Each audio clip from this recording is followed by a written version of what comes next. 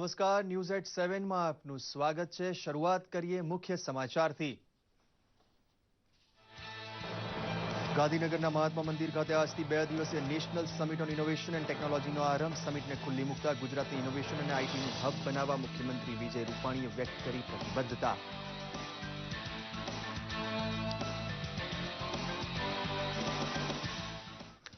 ફ્રાન્સના ભારત સ્થિત શ્રીયુત એલેક્ઝાન્ડર ઝિગલરે મુખ્યમંત્રીની લીધી સૌજન્ય મુલાકાત। વાઇબ્રન્ટ સમિટ 2017માં ફ્રાન્સને પાર્ટનર કન્ટ્રી બનવા મુખ્યમંત્રી રૂપાણીએ આપ્યું ઇજન। કન્ટ્રી પાર્ટનર જાપાનના ભારત સ્થિત રાજદૂતે પણ મુખ્યમંત્રીની મુલાકાત લઈ સમિટ અંગે કરી ચર્ચા વિચારણા। રાજ્યના સિરામિક ઉદ્યોગ માટે રાજ્ય સરકારનો રાહતરૂપ નિર્ણય। સિરામિક ઉદ્યોગ માટે પીએનજી ઔદ્યોગિક વપરાશ ગેસના ભાવમાં પ્રતિ યુનિટ ₹2.07નો ઘટાડો કરતા મુખ્યમંત્રી। 900 ઉપરાંત ઉદ્યોગોને વાર્ષિક ₹150 કરોડ થશે ફાયદો।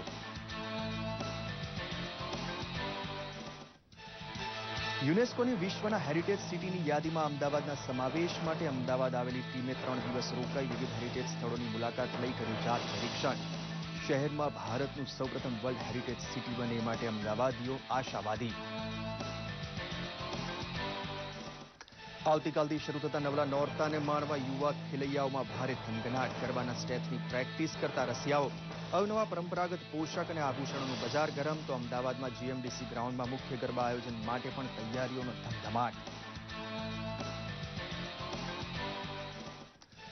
સ્વચ્છતા સપ્તાહ નિમિત્તે યોજાઈ રહેલ વિવિધ કાર્યક્રમોમાં પ્રજામાં આવેલી જાગૃતિના મળી રહ્યા છે પુરાવા। બાળકો સ્વચ્છતા સંદેશ આપવા લઈ રહ્યા છે નેતૃત્વ।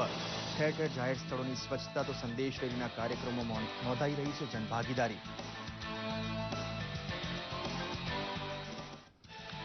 નવી દિલ્હીમાં યોજાયેલ ઇન્ડોસેમમાં સંમેલનમાં 2 રાષ્ટ્રીય એવોર્ડ મેળવી ગૌરવ અનુભવતું ગુજરાત। સુરતને સૌથી સ્વચ્છ રેલવે સ્ટેશન તો પાટણની રાણકી વાવને ક્લીનેસ્ટ હેરિટેજ સાઇટનો એવોર્ડ એનાયત કરતા પ્રધાનમંત્રી।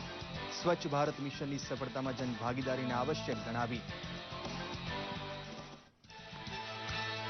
હોકીના અંડર-18 એશિયા કપ પર ભારતે જમાવ્યો કબજો। ફાઇનલમાં ભારે રસાકસી બાદ ભારતે યજમાન બાંગ્લાદેશની ટીમને આપ્યો 5-4 પરાજય।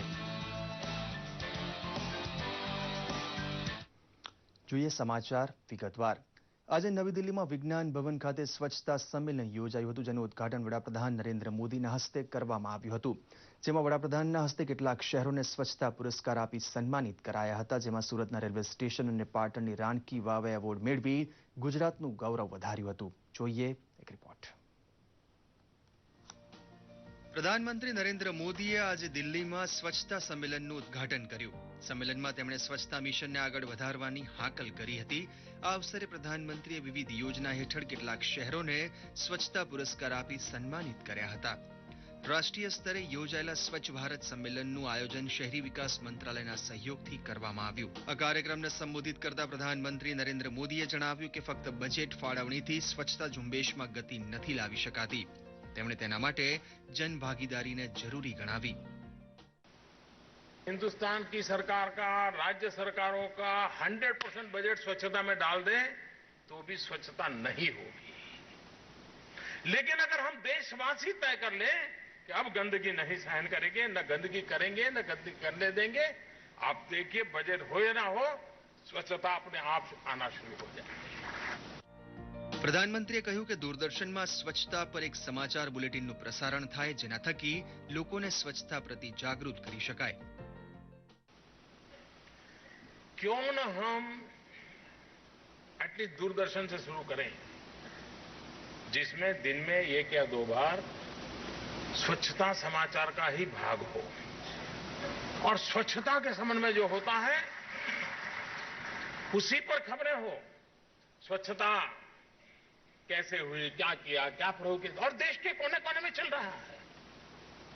इससे क्या होगा, हर किसी का अटेंशन जाएगा कि भाई हमारे देश में ये बड़ा महत्वपूर्ण काम है। આ કાર્યક્રમમાં કેન્દ્રીય મંત્રી નરેન્દ્રસિંહ તોમરે આશા વ્યક્ત કરી કે ગાંધીજીની જયંતિ સુધી 1 લાખ ગામડાઓ ખુલ્લામાં શૌચક્રિયા મુક્ત થઈ જશે। તેમણે એમ પણ જણાવ્યું કે સ્વચ્છતા અંતર્ગત ઘણા કામો કરવામાં આવ્યા છે પરંતુ હજુ ઘણું બધું કરવાનું બાકી છે। આજે દિલ્હી ખાતે યોજાયેલા સ્વચ્છતા મિશન કાર્યક્રમમાં પ્રધાનમંત્રીના હસ્તે સુરત રેલવે સ્ટેશન તેમજ શહેરને સ્વચ્છતા અંગેનો એવોર્ડ એનાયત થયો છે। ત્યારે સુરતની સુંદરતાના નામે વધુ એક સિદ્ધિ નોંધાઈ હતી। स्वच्छ रेलवे स्टेशन श्रेणी का पुरस्कार सूरत रेलवे स्टेशन को प्रदान किया जाता है। सभी यात्रीगण कृपया ध्यान दें, आप हैं भारत के सबसे स्वच्छ रेलवे स्टेशन पर, गुजरात का सूरत स्टेशन। कृपया ध्यान दें कि इस रेलवे स्टेशन पर 115 कर्मचारियों का काफिला 3 शिफ्ट में दिन रात काम करता है। सफाई के कई उपकरण यहाँ काम में लगे हुए हैं। कहीं पर वैक्यूम क्लीनर की गूंज सुनाई दे रही है, कहीं high pressure water jet machine से गंदगी को अलविदा कहा जा रहा है, तो कहीं स्क्रबर ड्रायर से सरफेस को चमकाया जा रहा है। और इसी वजह से देश के सबसे साफ रेलवे स्टेशन का अवार्ड दिया जा रहा है सूरत रेलवे स्टेशन को। स्वच्छ भारत अभियान में सूरत रेलवे स्टेशन का एक कदम स्वच्छता की ओर। સુરતના નામે આ એવોર્ડ પ્રધાનમંત્રી એનાયત કરી રહ્યા હતા તો આ તરફ સુરત રેલવે સ્ટેશન પર યાત્રીઓએ હર્ષની લાગણી વ્યક્ત કરી હતી। गुजरात का एक नंबर का आवाज जाने वाला अच्छा शहर है और वहाँ रोज का कम से कम काफी संख्या में लोगों की आवाज रहती है और लोगों का सहयोग भी अच्छा रहता है। यहाँ काम करने वाले जो कर्मचारी है वो भी सफाई अच्छे करते हैं और सफाई का साधन भी अच्छा रखा हुआ है, उससे सफाई भी अच्छी होती है ताकि लोगों को परेशानी कम होती है और जो दुर्गंध ये सब है वो इधर कुछ है नहीं। સ્વચ્છતા સંમેલનમાં ગુજરાતની સુપ્રસિદ્ધ રાણકી વાવને પણ આજે પ્રધાનમંત્રીના હસ્તે ક્લીનેસ્ટ હેરિટેજ સાઇટ તરીકેનો એવોર્ડ એનાયત કરાયો હતો। પાટણની આ વાવને 2 વર્ષ પહેલા જ વિશ્વ સાંસ્કૃતિક સ્થળ તરીકે જાહેર કરાઈ હતી। પ્રધાનમંત્રીએ પોતે પર્યટકોને આ વાવની મુલાકાત લેવાની ખાસ અપીલ કરી હતી। स्वच्छ सांस्कृतिक धरोहर स्थल श्रेणी का पुरस्कार रानी की वाव पाटन गुजरात को प्रदान किया जाता है। गुजरात की 900 साल पुरानी वर्ल्ड हेरिटेज साइट रानी की वाव ने प्रधानमंत्री के स्वच्छ भारत अभियान को नई ऊंचाई तक पहुंचाया है। 15 अगस्त, 26 जनवरी से लेकर गांधी जयंती, गुजरात स्थापना दिवस, इन सभी मौकों पर यहां स्वच्छ भारत की झलक देखी गई है। तो आज रानी की वाव को सबसे स्वच्छ सांस्कृतिक धरोहर स्थल के तौर पर स्वच्छ आइकॉनिक प्लेस का पुरस्कार मिल रहा है। बच्चों, बूढ़ों और जवानों, हाथ बटाओ और बढ़ाओ एक कदम स्वच्छता की ओर। આ પહેલા પ્રધાનમંત્રીએ સ્વચ્છતાને લગતા પ્રદર્શનનું અવલોકન પણ કર્યું। સુરતથી આઝાદ શેખ અને ગૌતમ પટેલ સાથે બ્યુરો રિપોર્ટ, દૂરદર્શન અમદાવાદ। પીઓકેમાં ભારતીય સેનાએ કરેલી સર્જિકલ સ્ટ્રાઇક બાદની સ્થિતિની સમીક્ષા માટે ગૃહમંત્રી રાજનાથસિંહ આજે ઉચ્ચસ્તરીય બેઠક યોજી હતી। ગૃહમંત્રીએ દેશની સલામતીની સ્થિતિ અંગે નેશનલ સિક્યુરિટી ગાર્ડના વડા ડીજી સુધીર પ્રતાપસિંહ અને સીઆઈએસએફના વડા ડીજી ઓપી સિંહ સાથે ચર્ચા વિચારણા કરી હતી। બેઠકમાં દેશના એરપોર્ટ અને મહત્વના ઔદ્યોગિક એકમોની સલામતી અંગે વિગતે મંત્રણા કરી હતી। આ વિશેષ સર્જિકલ સ્ટ્રાઇક બાદ સરકારે પંજાબ, રાજસ્થાન અને ગુજરાતની સીમાઓ પર હાઈ એલર્ટ જાહેર કર્યું છે।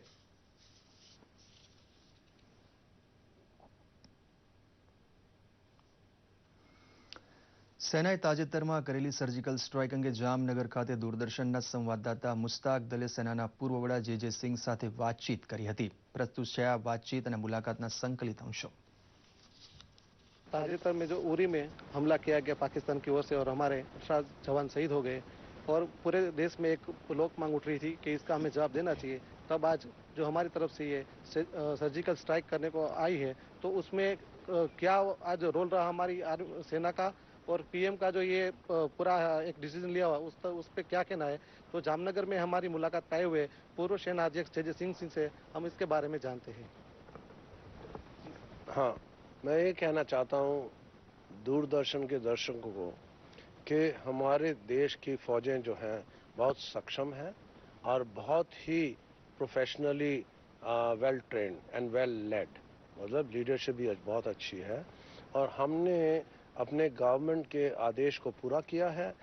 हम सब देशवासियों को गर्व होना चाहिए, सबसे ज़्यादा मुझे, कि हमने एक ऐसा मिशन अकम्प्लिश किया है जिससे कि जो मैसेज देना चाहिए था पाकिस्तान को वो बड़े अच्छे तरीके से, बड़े मजबूत तरीके से दिया गया है। तो ये थे हमारे पूर्व सेना अध्यक्ष जय सिंह सर जो आज जामनगर आए और उन्होंने भी बताया कि जो आज हमारे देश की तरफ से ये जो स्ट्राइक किया गया है वो काफी बेहतरीन और सही है और इसके लिए पूरे देश में खुशी का माहौल है कि हमारा जो बदला लिया गया है। जामनगर से दूरदर्शन समाचार के लिए मुश्ताक दल। ગાંધીનગરના મહાત્મા મંદિર ખાતે આજે નેશનલ સમિટ ઓન ઇનોવેશન અને ટેકનોલોજી પરિષદનું ઉદ્ઘાટન મુખ્યમંત્રી વિજયભાઈ રૂપાણીના હસ્તે કરવામાં આવ્યું હતું. શ્રી રૂપાણીએ આ પ્રસંગે ગુજરાતને આઈટી અને ઇનોવેશન ટેકનોલોજીનું હબ બનાવવાની પ્રતિબદ્ધતા વ્યક્ત કરી હતી. આ માટે યુવા કૌશલ્યને પ્રોત્સાહન દ્વારા સ્ટાર્ટઅપ ઝુંબેશને વેગ આપવાની સરકારની નીતિ અંગે પણ એમણે જાણકારી આપી છે. 2 દિવસીય ચાલનારી આ પરિષદ બાયોટેકનોલોજી અને સ્ટાર્ટઅપ સાથે શરૂ કરાઈ હતી. આવતીકાલે આઈટી અને ઇલેક્ટ્રોનિક્સનો પણ સમાવેશ થશે. આ સમિટમાં સમગ્ર દેશની 400 કંપનીઓના પ્રતિનિધિઓ ભાગ લઈ રહ્યા છે. સમિટનો હેતુ ઉદ્યોગ સાહસિકોને પ્લેટફોર્મ પ્રદાન કરવાનો છે. સમિટમાં સહભાગી થનારને ટોચના અગ્રણીઓ ઉદ્યોગ સાહસિકો અને વેન્ચર કેપિટાલિસ્ટ સાથે આદાન પ્રદાન કરવાની તેમજ તેમના વિચારો પ્રદર્શિત કરવાની તક ઉદ્યોગ સાહસિકોને મળશે. આઈટી ક્ષેત્રે અને ઇનોવેશન સ્ટાર્ટઅપ પોલિસી એ બહુ આજના સમયમાં અતિ મહત્વનો વિષય બન્યો છે. કારણ કે ગુજરાત આજ દિવસ સુધી મેન્યુફેક્ચરિંગ સેક્ટર એમાં જ વિશેષ ધ્યાન આપતું હતું, પરંતુ ગુજરાતીઓના બ્લડમાં વેપારનું કૌશલ્ય છે. સાથે સાથે જો સ્ટાર્ટઅપમાં સક્રિય બનીએ તો નવા ઇનોવેશનથી સ્ટાર્ટઅપ કરનાર લોકો હજારો લોકોને રોજગાર યુવાઓને આપી શકે. અને એ દ્રષ્ટિથી આવનારા દિવસોમાં સરકાર સ્ટાર્ટઅપ પોલિસી, આઈટી પોલિસી, આ બધા પોલિસીને કોન્ક્રીટ સ્વરૂપમાં યુવાઓ એના માટે આપણે સમર્પિત કરી રહ્યા છીએ. 2017 વાઇબ્રન્ટ સમિટમાં ફ્રાન્સને સહભાગી થવા મુખ્યમંત્રી વિજયભાઈ રૂપાણીએ પાઠવેલા નિમંત્રણને પગલે ભારત સ્થિત ફ્રાન્સ રાજદૂત શ્રીયુત એલેક્ઝાન્ડર ઝિગલરે સૌજન્ય મુલાકાત લીધી હતી. આ મુલાકાતમાં ફ્રાન્સ અને ગુજરાત વચ્ચે defence, aerospace, textile, automobile, chemical, pharmaceuticals અને રિન્યુએબલ એનર્જી ક્ષેત્રે પરસ્પર સહકાર અંગે ચર્ચા કરાઈ હતી. મુખ્યમંત્રી વિજયભાઈ રૂપાણીએ ફ્રેન્ચ ભાષાના વ્યાપને લઈને રાજ્યમાં સેન્ટર ફોર એક્સલન્સની સ્થાપના તેમજ ફ્રાન્સ ગુજરાતની પ્રતિષ્ઠિત યુનિવર્સિટીઓ વચ્ચે સ્ટુડન્ટ એક્સચેન્જ પ્રોગ્રામ અને ટ્રેનિંગ રિસર્ચની બહુવિધ તકો અંગે પણ પરામર્શ કરાયો હતો. તો આગામી 2017 વાઇબ્રન્ટ સમિટમાં પાર્ટનર કન્ટ્રી બનેલા જાપાનના ભારત સ્થિત એમ્બેસેડર શ્રીયુત કેન્જી હિરામત્સુએ પણ મુખ્યમંત્રીની સૌજન્ય મુલાકાત લીધી હતી. રાજ્યમાં ખાસ જાપાનીઝ ઇન્ડસ્ટ્રીયલ ઝોનનું નિર્માણ તેમજ જાપાનીઝ એમએસએમઈ રોકાણ પ્રોત્સાહન માટે મેટ્રોને ફાળવાયેલી જમીન તેમજ ઔદ્યોગિક વિકાસ અને Dholera investment region, DFC, TMIC, smart city, metro rail, integrated mass rapid transit system, કૌશલ્ય નિર્માણ અને બંદરો, એરપોર્ટ્સ, રેલવે સ્ટેશન્સ વગેરેની આંતરમાળખાકીય સવલતોનું પીપીપી ધોરણે આધુનિક સંદર્ભ અંગે પણ ફળદાયી ચર્ચાઓ કરવામાં આવી હતી. મુખ્યમંત્રી વિજયભાઈ રૂપાણીએ રાજ્યના સિરામિક ઉદ્યોગો માટેના પીએનજી ગેસના દરમાં પ્રતિ યુનિટે ₹2.07નો ઘટાડો કરતા હવે રાજ્યના 900 ઉપરાંતના ઉદ્યોગોને વાર્ષિક અંદાજે 150 કરોડનો ફાયદો થશે. 27 સપ્ટેમ્બરથી કુલ 7.1%નો ભાવ ઘટાડો મોરબી, સુરેન્દ્રનગર, થાનગઢના સિરામિક ઉદ્યોગોને આપવાનું નક્કી કરતા હવે વધુ ઉદ્યોગો સસ્તા પીએનજી ગેસનો ઉપયોગ કરતા થશે અને આ વિસ્તારમાં પર્યાવરણ સુરક્ષા પણ જળવાઈ રહેશે. મુખ્યમંત્રી સમક્ષ રાજ્યના ઉદ્યોગકારો દ્વારા પીએનજી ગેસના ભાવ ઘટાડાની રજૂઆતનો ત્વરિત સકારાત્મક પ્રતિભાવ આપતા વિજયભાઈએ પીએનજી ગેસના પ્રતિ સ્ટાન્ડર્ડ ક્યુબિક મીટરના ₹33.93ના બદલે હવે ₹31.86નો ભાવ નિર્ધારિત કરતા ઉદ્યોગ જગતમાં પણ હર્ષ વ્યાપ્યો છે. વર્લ્ડ હેરિટેજ સિટી તરીકે ભારત તરફથી અમદાવાદનું નામ યુનેસ્કોમાં મોકલવામાં આવ્યું હતું, જેમાં પસંદગી પામતા હેરિટેજ સિટીના માપદંડમાં અમદાવાદ કેટલું ખરું બેસે છે એની ચકાસણી માટે તેમની ટીમે અમદાવાદ 3 દિવસ રોકાઈ વિવિધ સ્થળોની મુલાકાત લઈ જાત નિરીક્ષણ કર્યું હતું. અમદાવાદ વાસીઓ આશા રાખી રહ્યા છે કે અમદાવાદ ભારતનું પ્રથમ વર્લ્ડ હેરિટેજ બની રહે.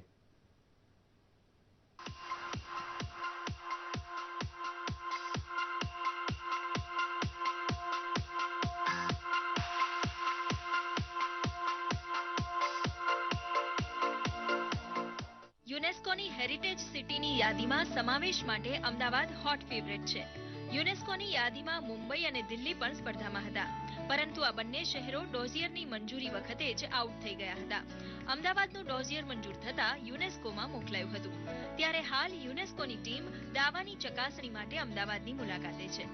અમદાવાદ શહેરના વર્લ્ડ હેરિટેજ સિટીમાં ટેન્ટેટિવ નોમિનેશન સ્વીકારવામાં આવતા યુનેસ્કોની આઇકોમોસ એટલે કે international council four monuments and sites દ્વારા ટેકનિકલ ચકાસણી મિશન માટે ઈરાનના અનુભવી આર્કિટેક્ટ ડોક્ટર અંદેલ ફરહાંગી સાબેસ્તરીને પસંદ કરવામાં આવ્યા હતા અને તેઓએ અમદાવાદની મુલાકાત લીધી, જે બાદ તેઓએ મુખ્યપ્રધાન વિજય રૂપાણીના આવકારને લઈને તેમની સૌજન્ય મુલાકાત લીધી હતી. અમદાવાદના સ્મારકો જે છે એ ઐતિહાસિક સ્મારકો છે. આપણી જે વાવો છે જુદી જુદી ઊંડી, અને એમાં જે કલાકોતરણી છે દુનિયાભરમાં મુગ્ધ કરી મૂકે એવી પણ છે. અમદાવાદ એક મિશ્ર વ્યાવસાયિકોમાંથી બનેલું નગર છે. એની પોતાની પોળો છે, એ પોળોની પોતાની સંસ્કૃતિ છે. સામાન્ય રીતે યુનેસ્કો જેવી આંતરરાષ્ટ્રીય સંસ્થા આ કામ લેતી હોય તો એના અનેક ફાયદાઓ છે. દાખલા તરીકે અમદાવાદના જે સ્થાપત્યો છે એની જાળવણી, એની આજુબાજુનો વિકાસ, અને ઇતિહાસની દ્રષ્ટિએ લોકોને, બહારના લોકો ટુરિઝમમાં અમદાવાદ આવતા થાય વધુ સંખ્યામાં. યુનેસ્કોની ટીમે અત્યાર સુધી અમદાવાદમાં માણેક બુરજ, ભદ્રનો કિલ્લો, જૂની જુમ્મા મસ્જિદ, ઉસ્માનપુરા મસ્જિદ વગેરે સ્થળોની મુલાકાત લઈ લીધી છે અને અમદાવાદની આગવી ઓળખ અપાવતી પોળોની પણ મુલાકાત લેશે, જેમાં કાષ્ઠકળાયુક્ત પોળના ઘરો અને તેના ઝરૂખાની પરંપરાગત શૈલી વિશેષ આકર્ષણ ધરાવે છે.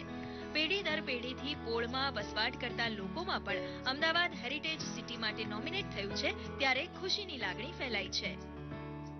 આ ઘરની અંદર હું 5મી પેઢીએ રહી રહ્યો છું. મારું ઘર 245 વર્ષ જૂનું છે. મારી પોળનું નામ દેસાઈની પોળ છે. અમે આખા ભગતના વારસ છીએ. પોળના કલ્ચરની અંદર પોળની અંદર એક સંસ્કૃતિ છે કે એકબીજાની માટેનો લગાવ છે. ત્યારે હેરિટેજ મકાનની ગણના થાય છે અને બીજું યુનેસ્કોની અંદર આજે ઇન્ડિયાની અંદર અમદાવાદનું જે નામ આવ્યું છે तो ये गौरव समान है. अहमदाबाद के सिटीजन होके हम लोग के हेरिटेज हम लोग को संरक्षण करना एक प्रधान दायित्व है. तो इसीलिए ये जो UNESCO world heritage city declaration का अभी प्रोसेस चल रहा है, अगर ये डिक्लेरेशन हो जाए अहमदाबाद सिटी इंडिया का पहला सिटी बनेगा जो यूनेस्को हेरिटेज सिटी डिक्लेयर होगा. तो इससे हर एक नागरिक का यहाँ पे बहुत बेनिफिट होगा और यहाँ से अहमदाबाद को पूरे वर्ल्ड लेवल में इसका परिचय सभी लोगों के सामने प्रकट होगा. ઉલ્લેખનીય છે કે ભારતમાંથી જ હજુ સુધી કોઈ પણ શહેરને યુનેસ્કો દ્વારા વર્લ્ડ હેરિટેજ સિટીનો દરજ્જો મળ્યો નથી. આમ અમદાવાદ આ દરજ્જો મેળવનારું પ્રથમ શહેર બની શકે છે. ત્યારે વર્લ્ડ હેરિટેજ સિટીનો દરજ્જો મળે તો પ્રવાસનને પણ ખૂબ જ વધારે વેગ મળી શકે તેમ છે.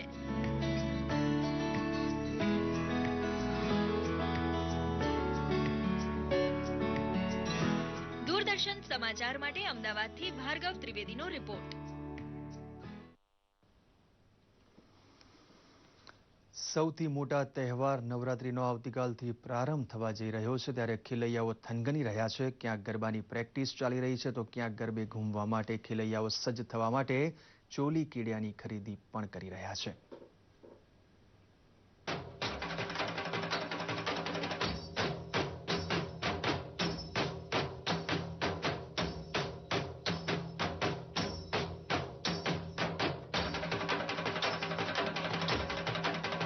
નવરાત્રી પર્વને વધાવવા માટે ખેલૈયાઓ તડામાર તૈયારી કરી રહ્યા છે. નવરાત્રી પર્વમાં ગરબે ઘૂમવા માટે ખેલૈયાઓ સજ્જ થઈ ગયા છે. સામાન્ય રીતે ગુજરાતીઓ નવરાત્રીના પર્વની આતુરતાપૂર્વક રાહ જોતા જ હોય છે અને પહેલેથી જ તૈયારીઓ શરૂ કરી દેતા હોય છે.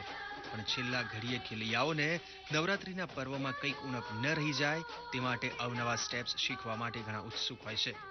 અમદાવાદમાં પણ ખેલૈયાઓએ નવરાત્રીના પર્વની તૈયારીઓને આખરી ઓપ આપી દીધો છે.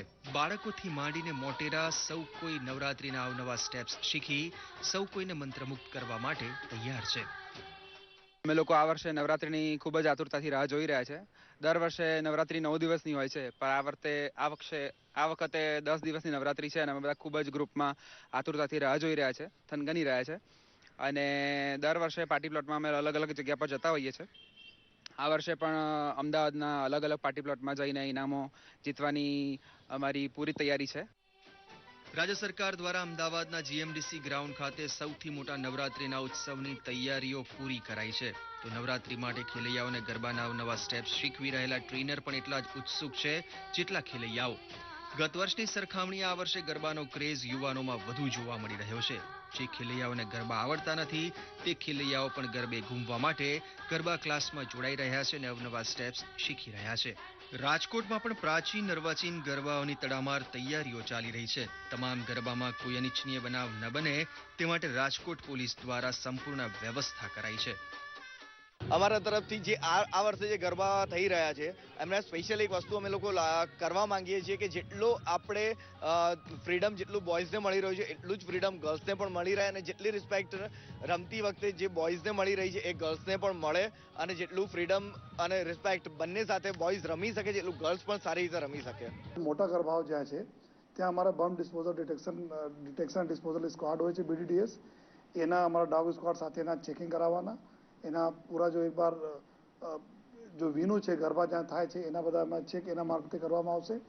સાથોસાથ જો DFMD જો મોટા ગરબા છે ત્યાં DFMDના લગાવવા માટે જો બધા આયોજકોની બી સૂચના છે અને જરૂર પડશે તો પોલીસના જો DFMD હોય છે એના બી અમે જો પ્રોવાઈડ કરીએ છીએ. નવરાત્રીના 9 દિવસ માટે ગરબે ઘૂમવા માટે અવનવા પરિધાન આવશ્યક છે. જે પરિધાનની ખરીદી કરવા માટે ખેલૈયાઓ બજારોમાં ઉમટી પડ્યા છે. ખેલૈયાઓ ચણિયા ચોલી અને કેડિયાની તથા અવનવી ઇમિટેશન જ્વેલરીની પણ પોતાના કોસ્ચ્યુમ પ્રમાણે ખરીદી કરતા હોય છે. ખેલૈયાઓ ખરીદી કરવા માટે ખાસ કરીને અમદાવાદના લો ગાર્ડન બજારમાં ઉમટી પડે છે. नवरात्रि की बहुत अच्छी तैयारियां चल रही है अभी. स्पेशली आप यहाँ पे देख रहे हो कि इतना अच्छा क्राउड यहाँ पे होता है.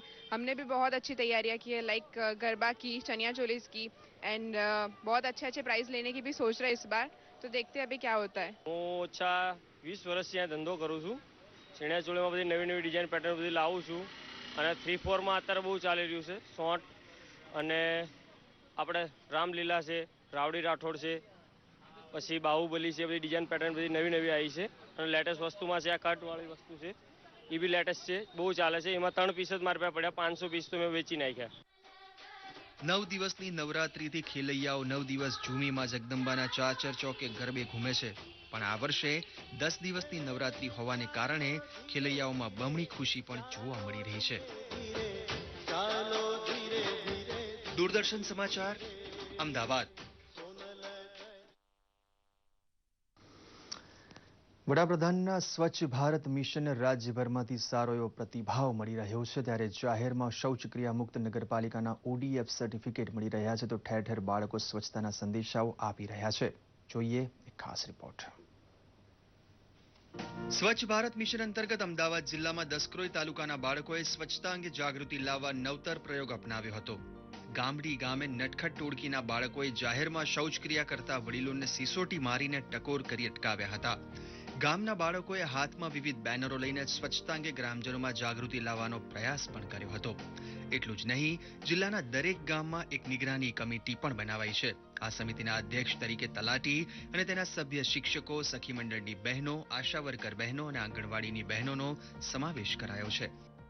આપણા જિલ્લામાં એક નટખટ ટોળી બનાવી છે. ગામમાં ખુલ્લામાં જે કોઈ શૌચક્રિયાએ જતા હોય અને સીટી મારી અને રોકે છે, પ્રેમથી સમજાવે છે અને શૌચાલય બનાવી અને એનો સ્વચ્છતા જાળવવા અને ઘરની આબરૂ ઘરમાં જાજવું એ ઉક્તિને યથાર્થ કરવા માટે પ્રેમપૂર્વક હળવી શૈલીમાં ટકોર કરી અને એક આ લોક આંદોલન સ્વરૂપે શૌચાલય નિર્માણનું કામ કરી રહ્યા છે.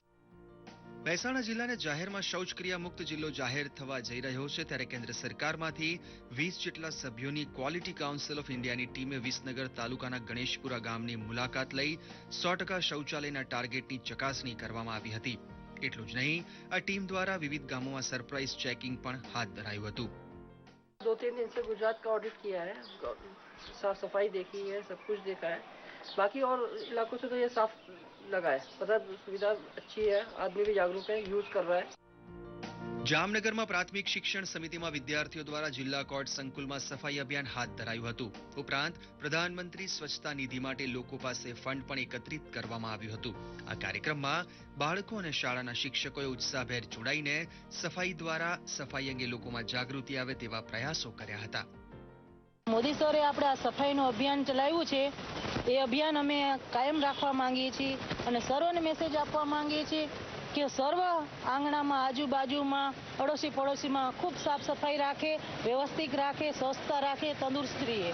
અમે સ્વચ્છતા અભિયાનના ભંડાર માટે ફંડ જમા કરીએ છીએ અને અમે અહીંયા કચરો ઉપાડ્યો, સાવે નાખી, વાયરો તેમજ ઘણી બધી રીતે અમે અહીંયા કચરો સાફ કર્યો છે અને લોકોને મેસેજ આપ્યો છે કે આપણે સ્વચ્છતા અભિયાનને જાળવી રાખીએ. મણિનગર વિસ્તારના મોડાસા એકડાદસા ખડાયતા વણિક મંડળ દ્વારા 2 ઓક્ટોબર સુધી હીરાભાઈ ટાવરથી મણિનગર રેલવે સ્ટેશન સુધીના રસ્તાઓ અને જાહેર સ્થળોએ સફાઈ અભિયાન ચલાવાયું છે. એક સ્વચ્છ સપ્તાહનું આયોજન કરેલું છે. એ અનુસંધાનમાં અમે હીરાભાઈ ટાવર મણિનગરથી શરૂ કરી મણિનગર રેલવે સ્ટેશન સુધીનું અમારું આ જે અભિયાન હતું એની અંદર અમારા સમાજના યુવાનોની સાથે સાથે પ્રૌઢ, વૃદ્ધ, બહેનો અને અમારા જે અડોશી પડોશી મિત્રો તથા સગા સંબંધીઓને લઈને અમે આ અભિયાન ચાલુ રાખવા માંગીએ છીએ અને સમાજની અંદર 2 ઓક્ટોબર ગાંધી જયંતિના પવિત્ર દિવસે અમે એક વાહન રેલીનું આયોજન કરેલું છે. તો 2 ઓક્ટોબરે એક મોટી સ્કૂટર રેલીનું આયોજન પણ કરવામાં આવ્યું છે. દૂરદર્શન સમાચાર, અમદાવાદ. ભારત અને ન્યૂઝીલેન્ડ વચ્ચે રમાઈ રહેલી ટેસ્ટ શ્રેણીની બીજી મેચમાં આજે પ્રથમ દિવસના અંતે ભારતે 7 વિકેટના નુકસાને 86 ઓવરમાં 239 રન કર્યા છે.